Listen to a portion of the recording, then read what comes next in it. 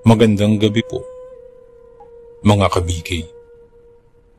Welcome po sa ating Barangay Kapre. Ako po muli, si Boy Kapre. At isa na naman pong kwento na halaw sa tunay na pangyayari ang ating ibabahagi. Simulan natin. Tawagin niyo lang po akong sa pangalang Eric. 26 anyos. Ang kwentong ibabahagi ko sa inyo ay nangyari noong taong 2010 sa siyudad ng Bacolod. Kadalasan, kapag sinabi nating taong grasa, literal na siya ay walang tirahan, walang matinong damit, at nababalot sa grasa at anumang alikabok na pinakaiiwasan ng iba sa atin na karamihan ay masisela na tao. Ngunit maniwala kayo sa hindi, isa sila sa pinakamadaling makaalam kung ang isang tao ay nasa tamang katinoan o wala. Kagaya na lang ni Aling Bebang na dati ay tindera ng tosino sa aming palengke. Maalwan sa buhay si Aling Bebang. May 2 pwesto siya sa palengke. Isang stall na may panindang karne ng manok at baboy. At ang isa naman ay prutas. 2 lamang ang kanyang mga anak na sabihin man natin masamang humusga. Pero nalulungo ang 2 sa ipinagbabawal na gamot. Naging masaklap ang pangyayaring yun sa buhay ni Aling Bebang. Pinag-aral kasi niya ang 2 anak sa isang pribadong universidad. Ni hindi inuutusan ng mabibigat na trabaho sa bahay at binusod pa sila sa mga material na bagay. Buong akala niya, nag-aaral ng maayos ang kanyang mga anak. Akala niya, may mga pangarap ang kanyang mga anak. Pero wala naman pala. Nalaman niya na lamang nalulung na sa droga ang kanyang 2 mga anak. At hindi na kayang maging normal ng mga buhay nila kapag hindi nakakagamit ng ipinagbabawal na gamot. Kahit nalulungkot, ay napilitan si Aling Bebang ipasok sa rehabilitation center ang 2 anak. Dahil byuda na rin siya at hindi na nakapag-asawang muli. Naiwang mag-isa si Aling Bebang ni hindi na nga niya binubuksan ang kanyang tindahan dahil sa lungkot. Palagi na lang siyang tulala, umiiyak at minsan ay tumatawang mag-isa. Naabutan ko nga siyang nagkakape na nagsasalitang mag-isa. Tila ba kinakausap ang kanyang mga anak, kayong wala naman sila dun. Nakikita ako siya kasi ang bahay namin ay nasa unahan ng kanilang tahanan. Balibakod lang ang nakapagitan. Kung kaya't umaga man o gabi at kahit anong oras na nasa bahay nila ay alam ko kung anong ginagawa niya. Si Mama ang unang nagbahagi sa amin sa mga pagbabagong napansin niya kay Aling Bebang. Una, nakita niya raw na naglalakad si Aling Bebang sa bakuran. Tulala at nakatingala sa langit. Maya-maya raw ay nagsalita ang kanyang yumaong asawa. Buong akala namin ay ganun lang ang gagawin niya. Kasunod ay napansin ni Mama na nagluluto raw ng langis sa likod bahay si Aling Bebang. Nagtataka nga raw si Mama kung para saan yun. Dahil nang maluto, ay inilagay ng ginang sa bote ang langis at ginawang palawit sa kanyang kwintas na gawa sa manipis na lubid.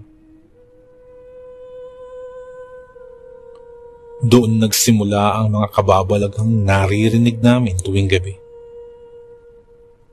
Naroong umalulong ang mga aso. May gumagapang sa bubog ng bahay. At kung ano-ano pang ingay na makapaninding balahibo. Sa umaga naman, kanya-kanyang reklamo ang mga kapitbahay sa kanilang natatagpuang mga alagang baboy o manok na patay na at nakakalat sa daan. Tuyot na ang mga katawan at nawawala ang mga laman loob. Hindi ko tuloy alam kung sinasadya ba o kung ano pa man yung dilubyong dumating sa amin na akala ko ay hanggang dun lang. Nang minsang ginabi ko sa pag-uwi sa aming bahay, nadaanan ko ang isang taong grasa malapit sa isang convenience store na kinakawayan ako. Hindi naman ako kagaya ng iba na natatakot sa mga katulad nila. Madalas pa nga akong magbigay ng barya o di kaya ipagkain sa kanila. Kaya naman lumapit ako para malaman ko kung ano bang sadya ng taong grasa sa akin. Nang makalapit ako, nagsalita siya at sinabihan akong mag-iingat raw ako sa pag-uwi. Nag-aabang daw si Aling Bebang sa daan at naghahanap ng pagkain. Kaagad akong napangiti nang banggitin niya si Aling Bebang. Naisip ko, nagugutom lang naman ang aming kapitbahay, ay pwede naman siyang kumain at hindi na kailangang mang-abang sa labas ng bahay. Kahit hindi nagtatrabaho si Aling Bebang, meron naman silang makakain sa bahay nila dahil sa pagkakaalam ko, may malaking ipon nito na nasa bangko. Ang kanyang bahay ay marami ring impok na pagkain. Higit sa lahat, marunong siyang magluto. Kaya naman kung pagkain lang ang pag-uusapan, walang problema yun sa kanya. Inabutan ko na lamang ng barya ang taong grasa, saka nagpaalam ng umuwi. Nakakapagtaka lang kasi dahil pinigilan ako ng taong grasa. Pinipigilan niya ako para lang huwag maabutan si Aling Bebang sa daan. Pero binaliwala ko lamang yun. Siyempre, wala naman akong dapat ikatakot.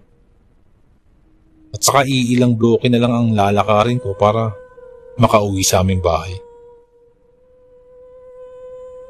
Madilim sa dalawang malalaking posting madadaanan ko dahil sira na ang bumbilya nun. Kung kaya't ginamit ko munang pang-ilaw sa kalsada ang dala kong flashlight. Sa kalagitnaan ng aking paglalakad ay napahinto ako.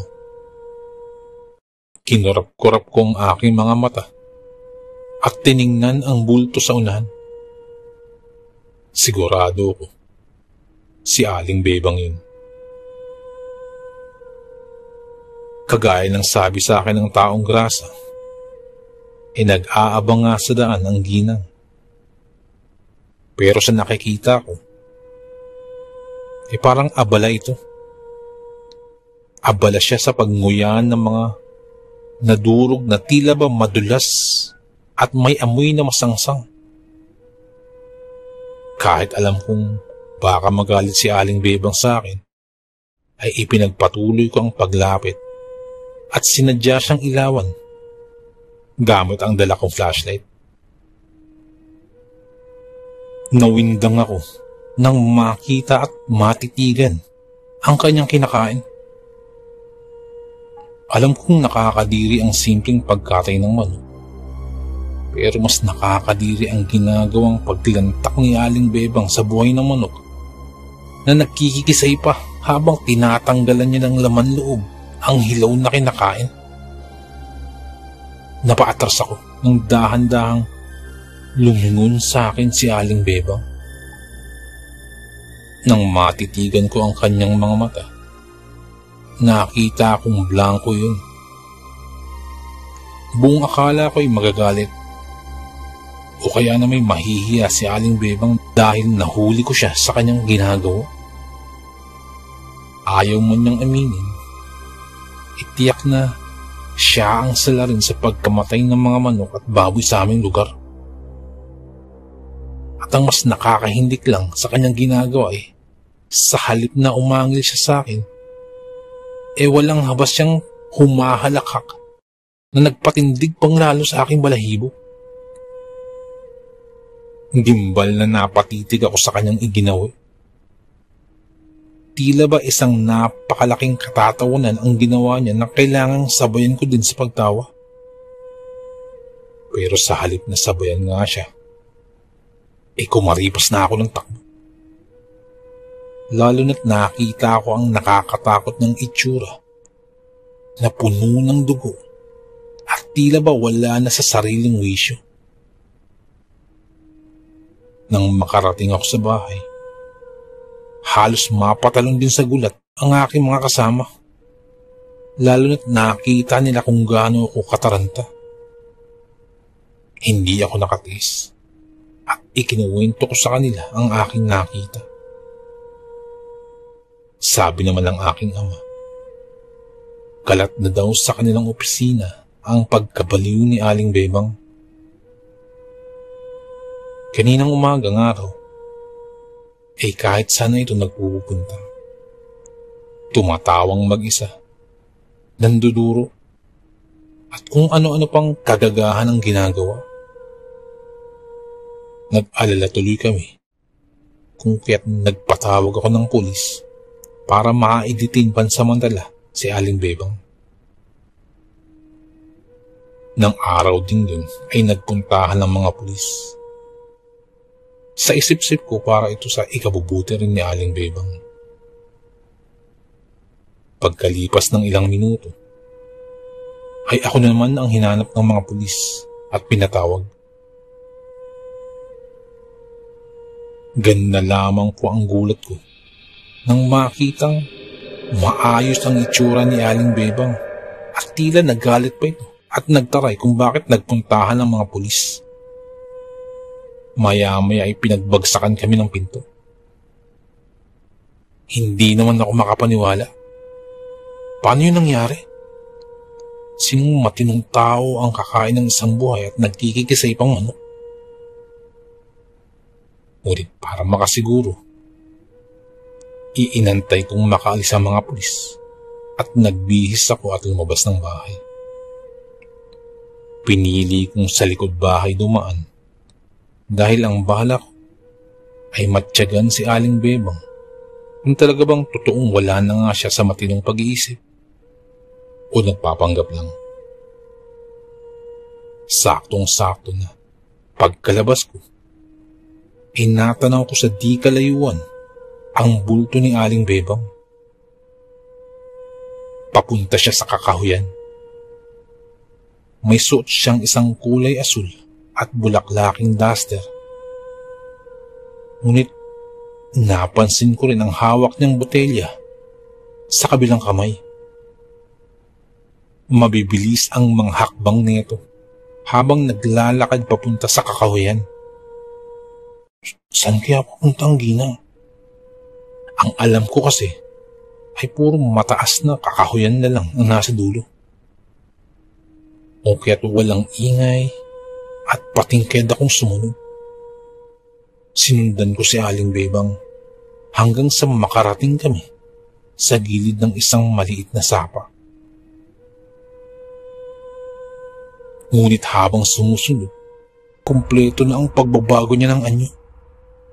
Pero hindi pa pala. May balahibong lumabas sa kanyang kilikili at dahan-dahan yung umahon na animoy nakabaon na talaga dun sa parting yun. Nang makalabas na lahat ng katawan ng balahibo, bumukad ka dito na naglikha ng isang nakakapangilabot na pakpak. Sa sobrang takot ko ay muli na paatras ako at nagtago ulit sa likod ng malalagong kahoy. Hindi pa rin pala tapos ang ginang sa pagbabago ng kanyang anyo. Dahil nakarinig ako ng pagkapunit ng laman habang umuungol ang matanda mula sa kanyang kinaroroonan. Hindig akong napatakip sa aking bibig nang makitang humiwalay ang kanyang pang-ibabang katawan. Samantalang inilipad naman ang kalahating pang-itaas na katawan pataas sa ere. Halos hindi ako makahinga sa sobrang takot.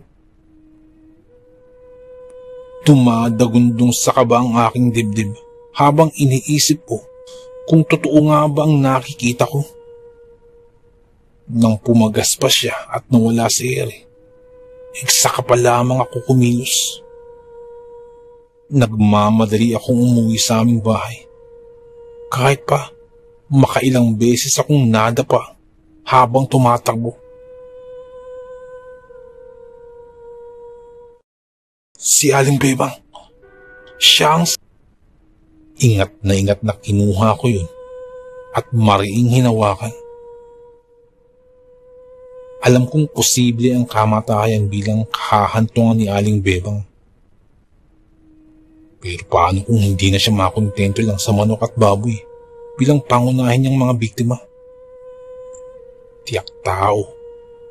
Tao na ang kakainin niya sa susunod.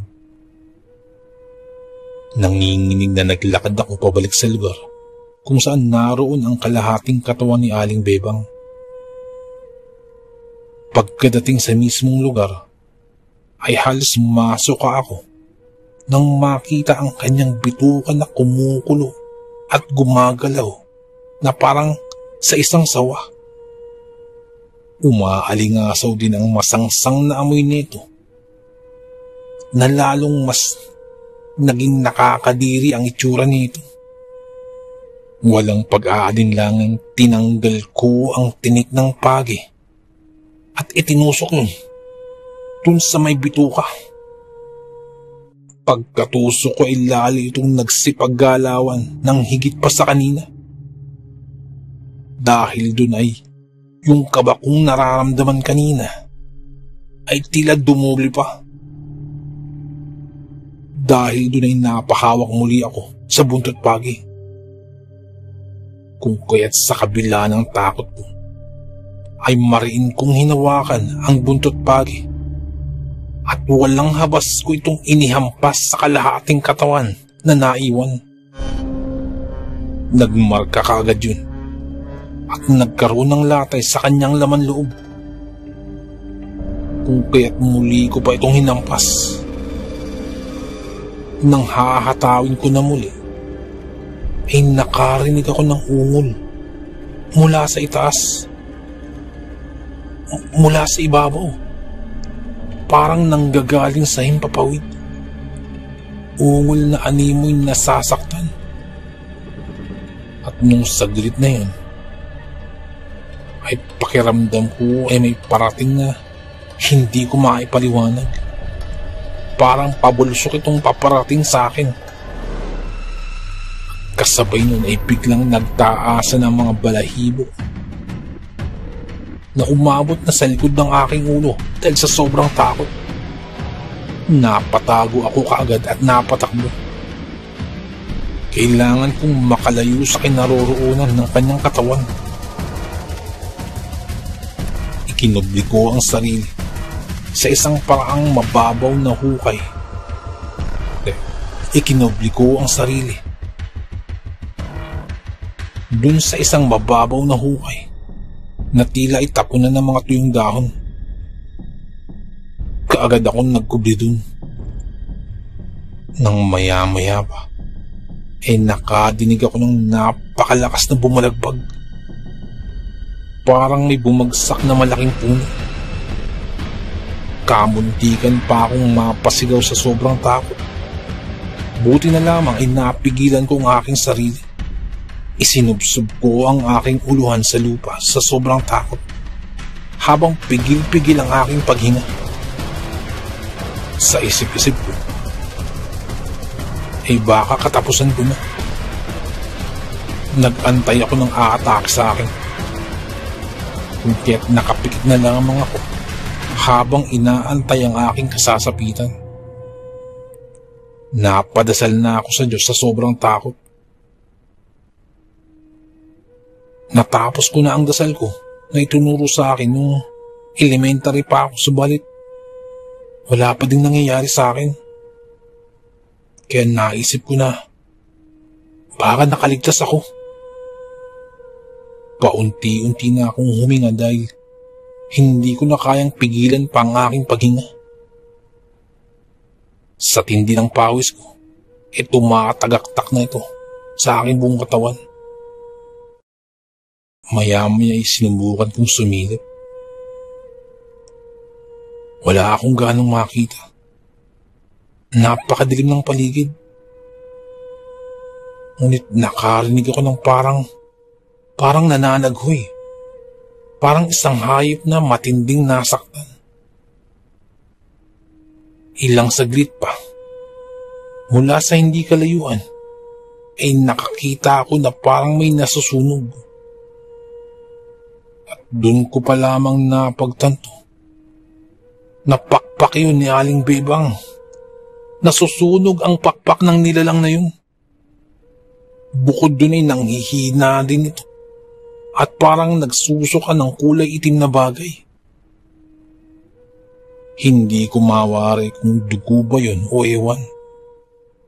Sumingasing siya at umangil nang makitang may nakatarak ng tinik ng pagi sa kanyang laman loob. Nang manghina siya at inabutan ng liwanag, saka naglagablab ang kanyang katawan sa gitna ng kakahuyan. Magkahalong takot at pagkamangha ang aking naramdaman nung mga sandaling yun.